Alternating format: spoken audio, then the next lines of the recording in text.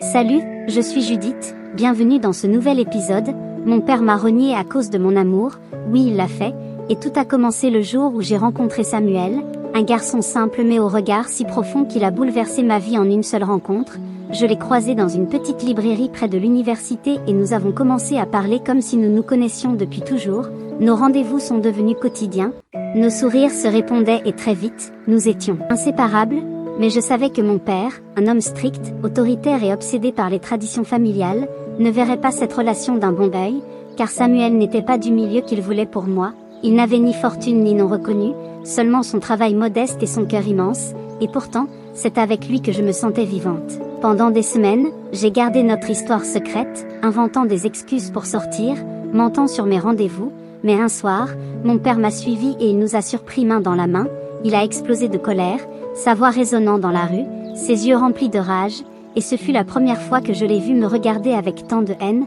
Il m'a ordonné de rentrer à la maison et a insulté Samuel, le traitant d'indigne et de parasite, mais moi je suis restée plantée là, tremblante, incapable de croire ce qui arrivait. À partir de ce jour, tout a changé à la maison. Mon père me surveillait, fouillait mes affaires, lisait mes messages, m'empêchait de sortir, et chaque fois que je protestais, il criait que je le déshonorais, que j'étais en train de salir notre nom, et plus il me mettait de barrières, plus mon amour pour Samuel grandissait. Nous trouvions des moyens de nous voir en cachette, des rendez-vous rapides dans des cafés éloignés, des lettres cachées, et plus notre amour se fortifiait, plus la haine de mon père devenait insupportable. Un soir, après une dispute terrible où il a brisé un vase contre le mur, il m'a dit que si je continuais avec Samuel, il me renierait, et je n'ai pas reculé. J'ai osé lui dire en face que rien ni personne ne m'empêcherait d'aimer celui que j'avais choisi, et ce fut le coup de trop. Mon père est sorti de la pièce, puis il est revenu avec ses papiers, me disant froidement que je n'étais plus sa fille, que je devais quitter la maison immédiatement,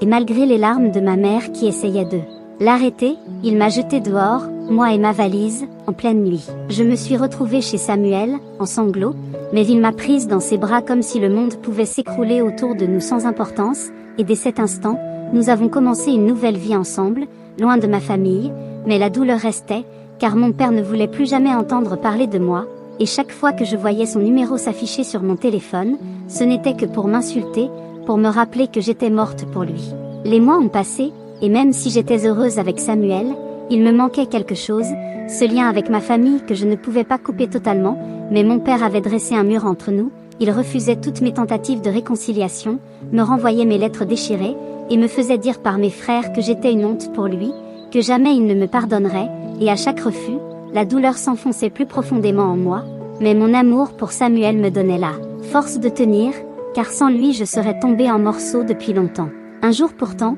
la confrontation est revenue de manière brutale, lorsque mon père a croisé Samuel en ville et qu'il l'a frappé devant tout le monde, l'accusant de m'avoir volé à lui, et moi j'ai accouru, j'ai crié, j'ai tenté de m'interposer, mais il m'a regardé avec ce même regard glacé et m'a répété que je n'étais plus sa fille, que je ne devais jamais espérer revenir, et ces mots ont résonné en moi comme une condamnation éternelle, scellant le fossé qui nous séparait, me laissant seule, avec mon choix mais aussi avec cette douleur qui ne me quittait plus. Les jours qui ont suivi cette violente altercation dans la rue furent parmi les plus difficiles de ma vie. Samuel avait encore la lèvre fendue et un bleu sur la joue, mais il refusait de montrer sa douleur, il me disait que tout irait bien, que nous devions continuer à avancer. Pourtant je voyais dans ses yeux une colère sourde, une rage contenue contre mon père qui l'avait humilié, et moi je me sentais écartelée entre l'homme que j'aimais et celui qui m'avait élevée, mais qui m'avait rejetée. Sans hésitation, alors nous avons décidé de prendre un petit appartement ensemble, un lieu à nous, même si c'était minuscule et mal isolé.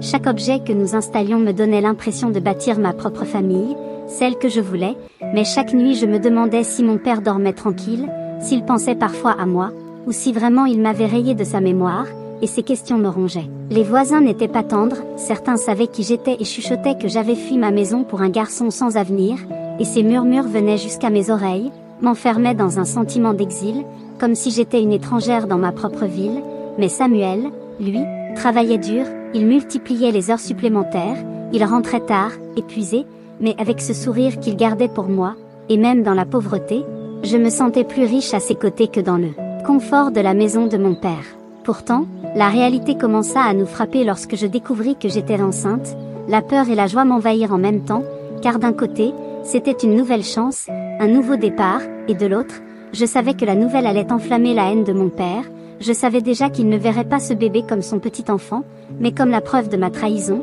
et je redoutais le jour où il l'apprendrait, car dans une ville où tout se sait, il n'y avait aucun secret possible. Lorsque mon ventre commença à s'arrondir, certains membres de ma famille me croisèrent par hasard et la rumeur arriva jusqu'à la maison paternelle. Quelques semaines plus tard, j'ai reçu un message de mon frère aîné me disant que mon père avait juré qu'il ne reconnaîtrait jamais cet enfant et qu'il m'avait déjà remplacé dans son cœur, et en lisant ces mots, mes mains ont tremblé si fort que j'ai failli lâcher le téléphone. Samuel m'a serré contre lui. Il a juré qu'il serait père et mari à la fois, que nous n'avions besoin de personne d'autre, mais au fond de moi, cette blessure ne cicatrisait pas, elle s'élargissait à chaque mot de rejet, et je commençais à avoir peur que la haine de mon père ne détruise tout ce que nous essayions de construire. Puis un soir, alors que je sortais de l'épicerie, j'ai croisé mon père face à face. Il m'a regardé comme si j'étais une inconnue, il a posé ses yeux sur mon ventre rond et a craché au sol avant de tourner le dos sans dire un mot, et ce silence m'a transpercé bien plus qu'une insulte. J'ai senti mes jambes se dérober et j'ai dû m'asseoir sur le trottoir,